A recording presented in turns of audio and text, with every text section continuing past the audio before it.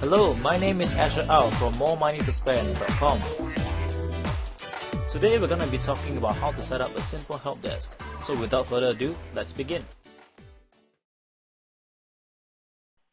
All you have to do is log into your cPanel of your hosting account and roll down until you see Fantastico and click on that. Now roll down to where it says Customer Relationship and then click on OS Ticket. A little install window will pop up. Click on New Installation. And then you just fill in this form. First of all, you have the domain it's going to be installed on, should come up automatically. And then next, if you want to install it in a directory, you put it here. So we're just going to call it Help Desk. Now you don't have to install it in a directory. You can install it in the main directory by leaving this blank. Then I want you to give it a username and password, and then an email address for the admin. Then click Install OS Ticket. And then it's telling you that it's going to create a MySQL database for you and where it's going to install it. Click Finish Installation. And then when it's done, it tells you that it has created the databases in the configuration file. And now you can click down here to view your help desk. And you can click here to admin your help desk. I suggest that you go to admin first and bookmark this page. You now have the basic help desk set up. Now we need to set up some categories for our users to be able to select. So key in your username and password you selected. Then down here, click on categories. And then you want to set up a couple of categories. You have a default one called support. You can just call this. First one you might want to say general question. If you're going to use a POP3 account, you can put the information in here and you can put the email address in here.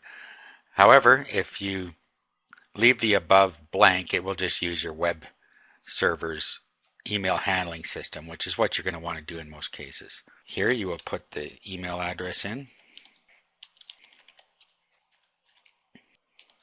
This is the email address that you will be notified at. And then create the category. Go back to categories again. You'll see now that you have support and general question. And if we select general question, you'll see that there's what we had set up is in here. And support takes our default email address and has put that in there. So you can change that if you want to something else. Remember, you can also set a signature in here, which will carry a signature out to with your email that it gets sent out from the help desk. And then the next one you might want to add, click Add New. You might want to put one called JV Request. And then here in the email, if you want to have a different email address for it, for instance, if you've set up an email that you want to receive JV requests at jv@yourdomainname.com and general support at support@yourdomain.com and questions@questions.youremail.com, etc. This is where you can do that. Otherwise, you can just set up your basic email address here that you want to use if you just want to use one for everything. Signature goes here if you want to put a signature line in, and then you create the category. If we go back to categories now, you'll see that we have the 3 categories that people can select. And you can set up as many as you want.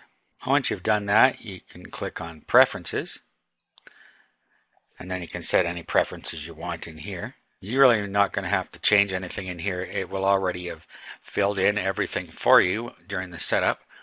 If there's any types of attachments you don't want to be able to receive, this is where you can remove them just by clicking on it and click and remove. Or if you want to be able to accept more, you can put it in here and click Add. The only other thing is down here, you might want to change your time zone, and then you can change your tickets per page for display. And that's probably all you need to bother to change there, and then save your changes. Now down here, you can change your account by clicking here and change your email address in here and your username if you like. And then we have ban list. You can actually ban words within here, which we've done here. So any of these words will not show up within your help desk. User groups.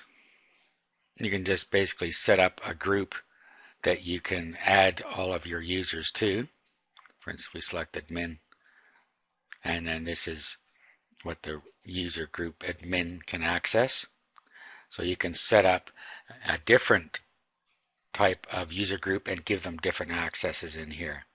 This is more for admin functions, and it's not something that you really particularly need to use. Now, representatives, these are people that will be able to log in kind of like a staff member, and this is where you can give them the user group, and that will take the permissions of the user group and apply it to them. And that's about all we need to do for the setup process. Now let's go through the process of what happens when somebody actually opens up a ticket. This is what your users would see. What you would do is give them a link to your help desk wherever you want a help desk link to appear. When they click on that link, they'll be brought here, and then they key in their name here. Telephone number is optional, you can put that in. Then this is where they select the categories that you've set up. Then they can put in, like a normal email, the subject and the body of the message. Let's put a valid email address in here. Okay, and then they can just select the priority of the ticket and then open a ticket. It's telling us got an invalid email because of the character there.